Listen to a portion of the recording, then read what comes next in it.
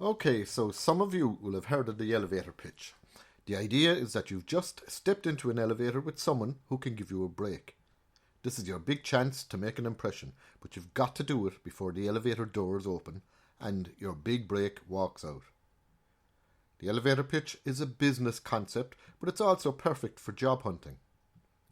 You can use it to pitch to potential employers, and you can use it to get your message out there through your network and let the world know that you're available and have a lot to offer if anyone's interested in hiring you. Your pitch should tell who you are, the work sector of interest and what type of work or position you're interested in, your main assets, that's your skills and experience and strengths and the like. It should tell what you can do for an employer and why an employer should hire you rather than someone else. And of course it should tell how you can be contacted to follow up. You should always have a few versions of your pitch ready for use in any situation where you might be speaking directly with someone in a hiring position. As for networking is probably the most effective way to get yourself hired. If those who know you are aware that you're looking for work, someone is going to know someone who knows someone in your game. But they will need to know exactly what you want and what you have to offer. When preparing a verbal pitch, you should organise it using this 4-part structure. First, the opening. That's where you introduce yourself and you summarise your experience and your skills, or maybe your qualifications even. Secondly, you must clarify. You must clarify what you want. Who do you want to work with? And in what role? Thirdly, you need to explain and tell what you have to offer the employer. You need to highlight any strengths and unique selling points that you might have. You need to tell what you've done in the past that demonstrates why you should be hired rather than someone else. And you need to tell it in a way that the employer knows where the gain is. This is not about you. It's about what the employer gets if they hire you. And finally, the close. The close is very important.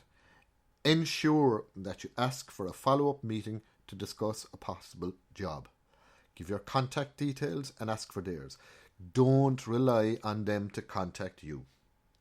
Ask them if it's okay to contact them to confirm the follow-up if there's any ambiguity whatsoever about an agreed time.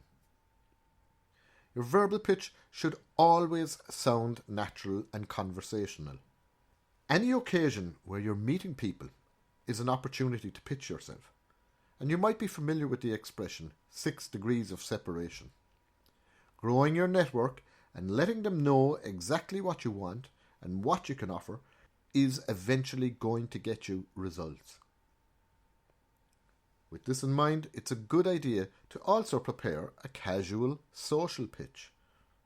This pitch can be delivered as part of a general conversation and doesn't have to be delivered in one go in under a minute, the way the elevator pitch does. So here's our summary tips for putting together your verbal pitch. Keep it brief and to the point. Prepare different versions for different occasions. Include versions for pre-planned events, for casual social encounters, for contacting and meeting employers, and for interview. Learn and master the key points. This is vital. Keep it simple. Use everyday language that's easily understood. Ensure your pitches are smooth and conversational. And be ready to elaborate on your points because you just might be asked to. Focus your pitch on what the employer has to gain rather than on you. Make sure that you always ask for a definite follow-up. So that's it. Use the 4-part structure to organise your pitch, and you'll find a PDF download to help you on the post page. Organise your pitch, learn it, master the main points, and go out there and use it.